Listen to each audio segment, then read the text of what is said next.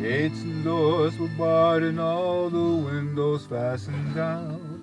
I spent the night in sleeplessness and rose at every sound.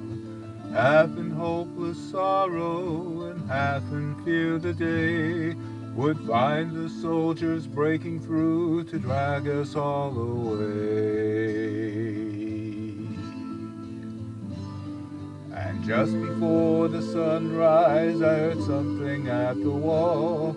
The gate began to rattle and a voice began to call. I hurried toward the window and down into the street, expecting swords and torches and the sound of soldiers' feet. There was no one there but Mary, so I looked down to let her in. John stood there beside me as she told us where she'd been. She said they moved him in the night, but no one knows just where. The stone's been rolled away and now his body isn't there. I hurried toward the garden and John ran on ahead. We found the stone in the empty tomb just the way that Mary said. But the winding sheet they wrapped him in was just an empty shell. And how or where they'd taken him was more than I could tell. Well, some strange thing had happened there, but just what I didn't know. John believed a miracle, but I just turned to go. Circumstance and speculation couldn't lift me very high, 'cause I'd seen them crucify him and then I watched him die. Back inside the house again, the guilt and anguish came.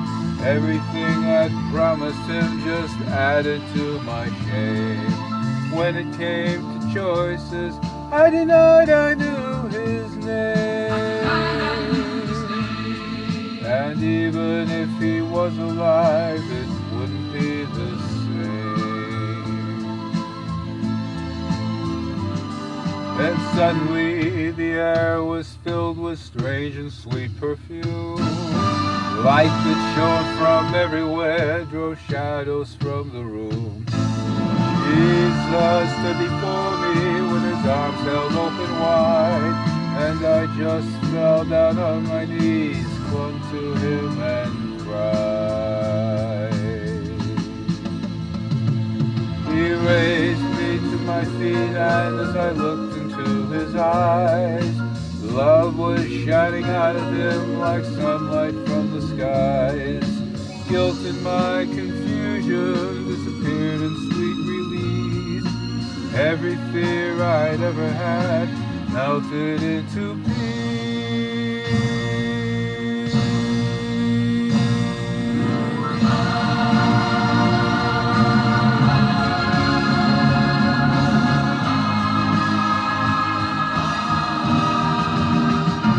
He's alive, he's alive, he's alive and unforgiven. Heaven's gates are open wide. He's alive.